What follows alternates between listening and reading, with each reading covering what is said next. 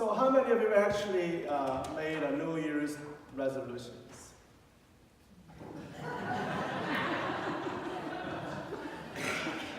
You don't have to be honest, you can just lie. It's okay, it's okay.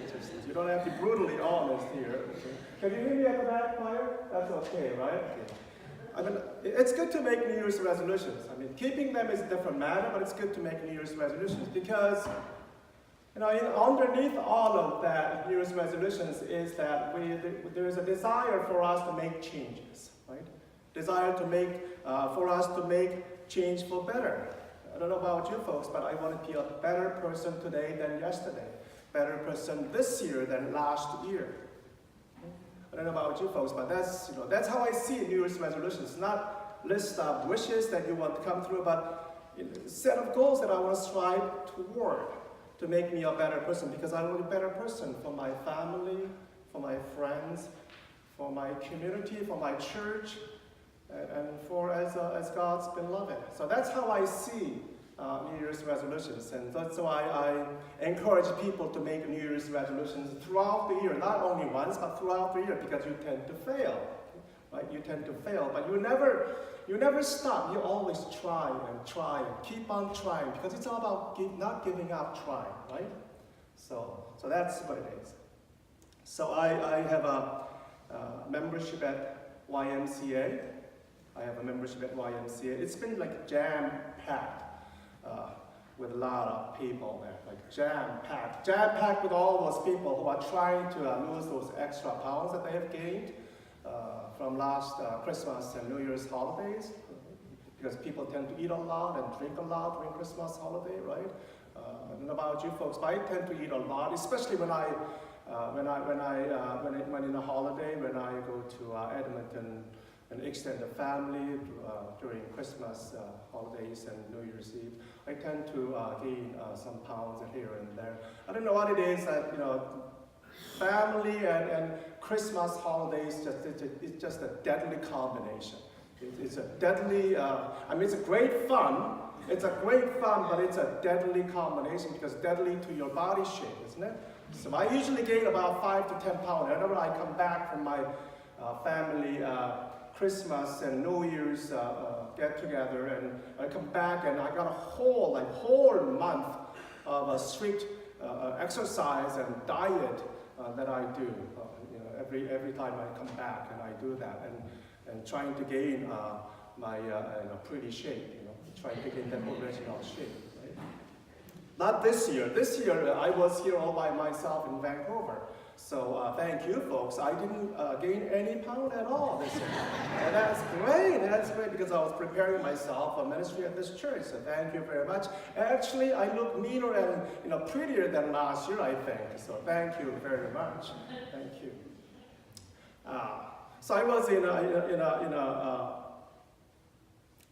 a YMCA the other day, trying to do some exercise, and every weight bench was occupied, and every stationary bike was occupied, every treadmill machine was kind of occupied, and there were people waiting, they signed up the wait list, and they were just waiting to get on one of these, and I was like, no way, because I don't want to wait, right? I don't want to wait. So I just hung out there and pacing back and forth and just watching all these people exercise. Some of them were just going at it, really going hard at it, in top of their lungs, they're breathing heavy, they're panting, and they were sweat everywhere, they're spitting and flying everywhere. I'm trying to stay away from that. And they were they were almost bring up a heart attack. They were going everywhere. And I said, oh, no way. And I got to think, running on a treadmill machine is one of the most boring exercise there is. When you think about it. You run hard and you run long and hard, but you get nowhere. You sweat a lot, but you are basically at the same place. Right? I get it. I get it. You sweat and you burn a lot of calories, and eventually you lose some weight. Now, I get that. Like, when you are pedaling on a stationary bike and you pedal hard and you go along and you sweat a bucket full of like the salty water and then, you lose some, pounds later on. I get that, but basically you remain at the same place. You don't go anywhere. You remain at the same place. When I run, when I pedal bicycle, when I run, I want to get someplace, not remain in the same place. When I sweat, I want to know that I have moved from here to there. God gave us 2 legs for moving from here to there, not to remain in the same place. When I run, I want to know that I got from here to there. When I pedal on a bicycle, I want to know that I have moved from here to there. When I sweat, I want to know that I have moved from place A to place B, not remaining stationary. Sometimes I feel that our life and our faith are like this, like running on a treadmill, like pedaling on a stationary bike. You run hard, you pedal hard, but basically you have gone nowhere. After all the effort, after all the sweat, after all the commitment, and after all the success, after all the accomplishments, sometimes we feel that we have remained in the same place. Same mold, same habit, same routine, same lifestyle, same chit-chat, same stare, same touch, same mistakes, same sins, same future, same dream, and same song. As if we are just staying, running in a same circle over and over and over and over. We need to step out. What was that all about? It was so confining, standing right here. So I'm going to just pick it up. Pick it up. So today's text and for next week's text, all about Jesus calling out is for his disciples. He's in Galilee and calling out his disciples to follow him. Today's text is about Luke, right? John, and Jesus is actually calling out for his 2 disciples, Philip and Nathanael, to call out, to follow him. And then next week we'll be speaking a little bit about Jesus calling out Andrews and Simon Peter and James and John. The first disciple, Jesus is going around there, hey guys, follow me. In other words, Jesus is calling each one of them out, step out of their familiar, their fixed, their satisfied life into a life of adventure with Jesus. Because for Jesus, life is all about adventure. It's always about on the go, going towards someplace. It's all about on the road. It's on the road show, like what Willie Nelson was saying, it's on the road again. For Jesus, faith is really all about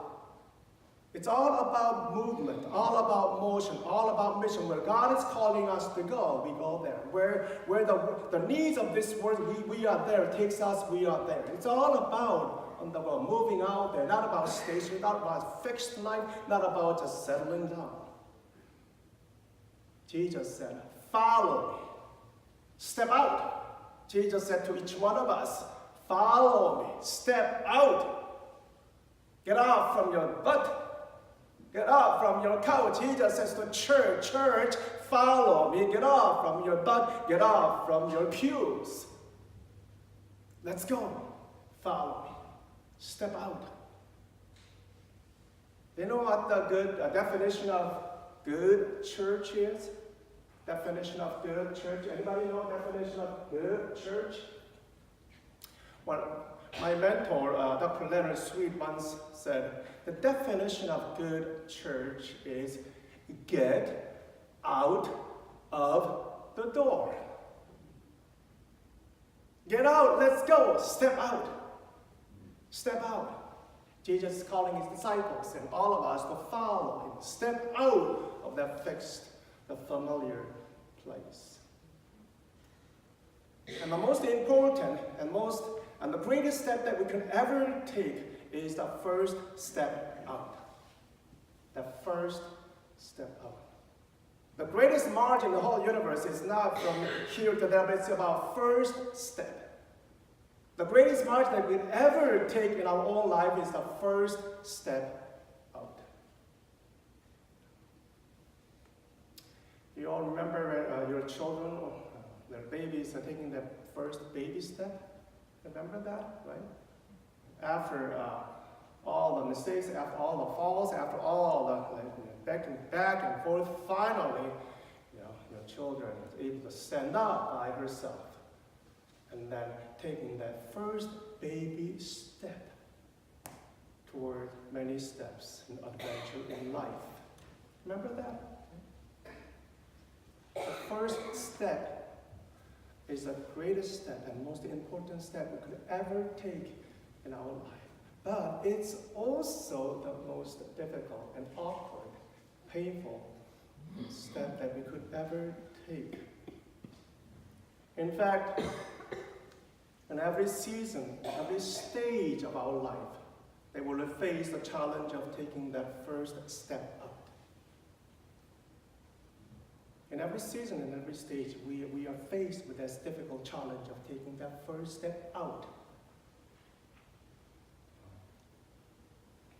Like babies taking their first baby step, and then the first day of their preschool,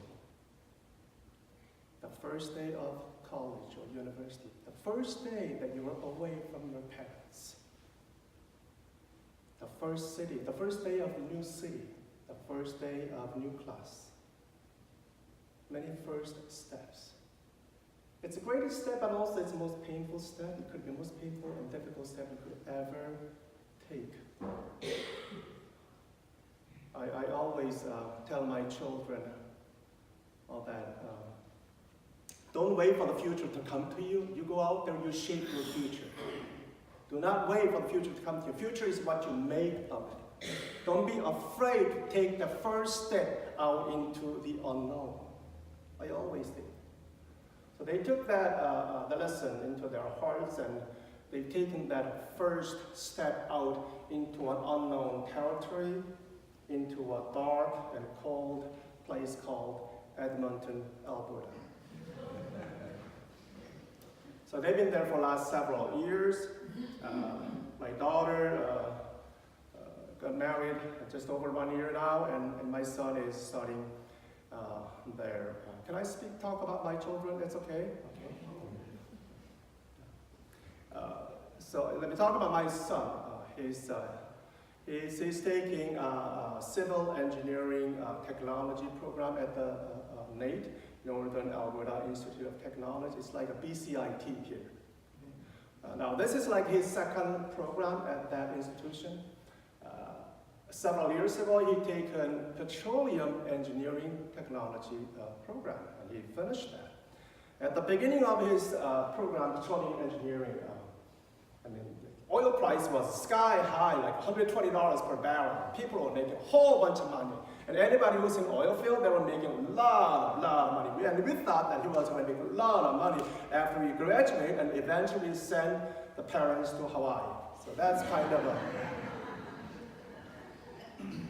But by the time he graduated from petroleum engineering, the oil price just went bottom, right? At like $25 per barrel.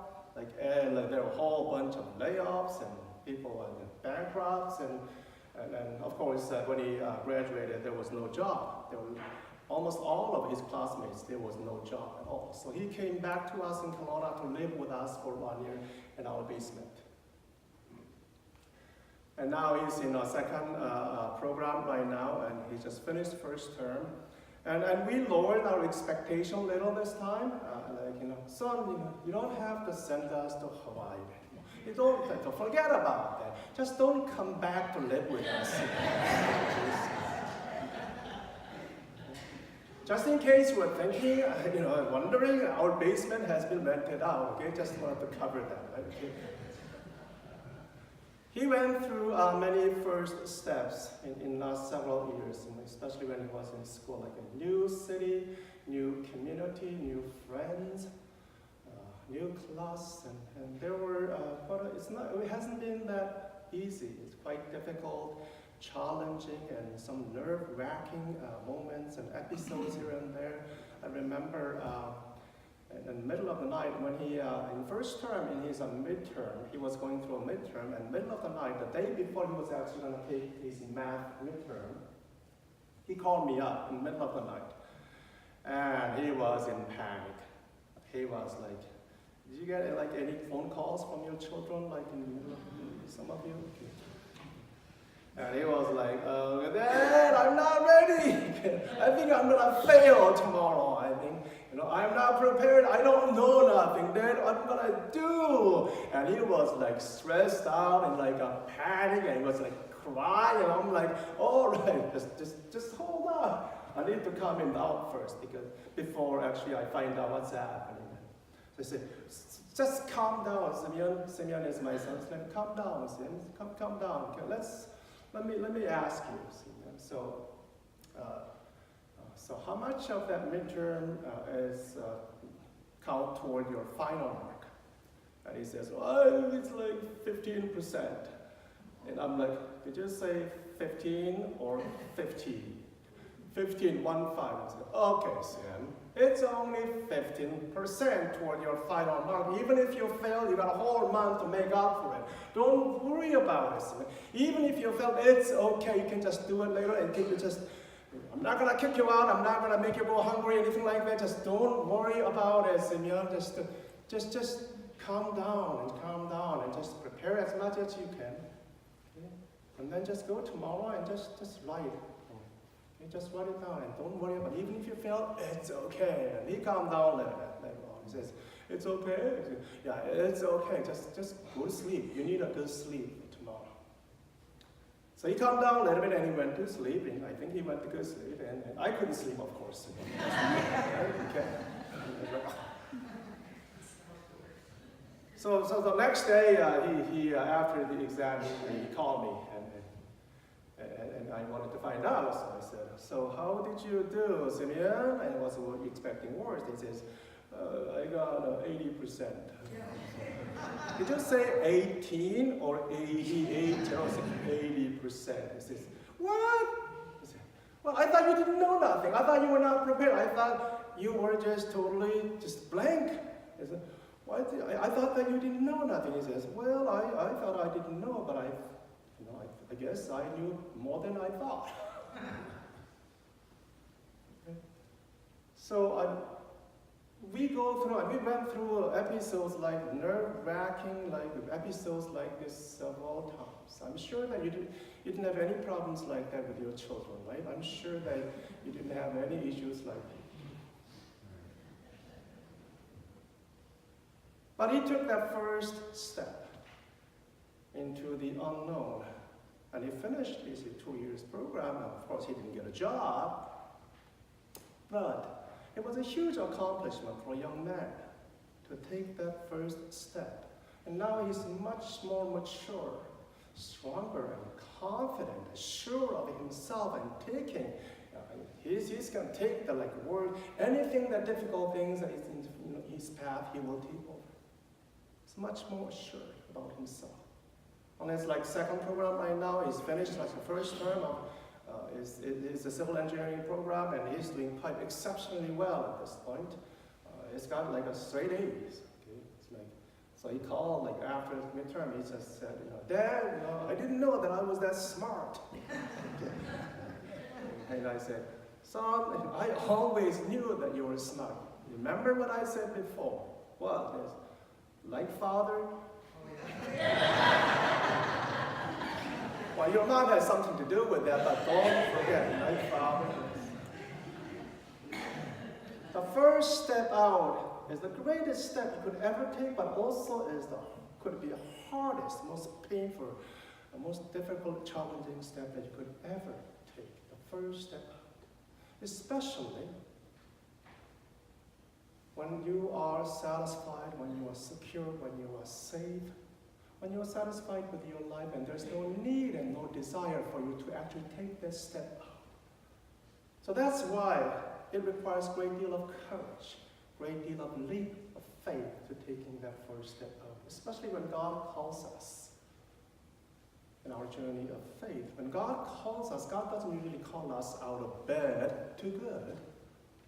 God says, okay, you live in all the bad things and now I'll take you over there. No, that's not what God usually says. Okay, all the good things, the things that you cherish, that you grew love with, the things that you really dear to your heart, I'm asking you to leave them behind, to take the step out into following Jesus, into life of adventure. It's not about bad to good, but it's mostly about good, to be great.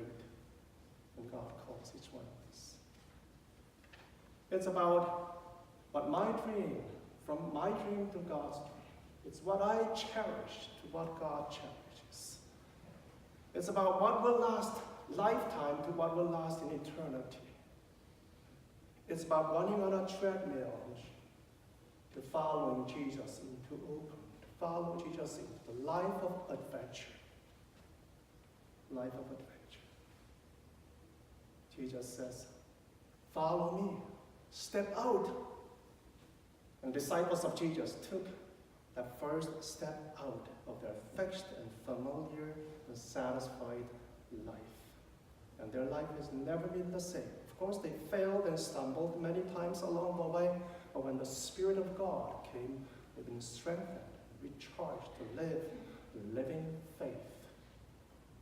And Jesus says to each one of us, are you willing to take that first step out?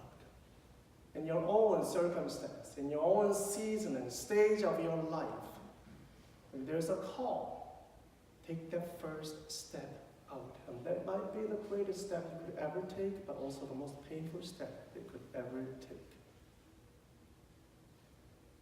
Follow me. Step out. And we approach this table this morning. This table is about the one who took that first step out from heavenly glory into our own lives, to be with us, to offer his life for the world.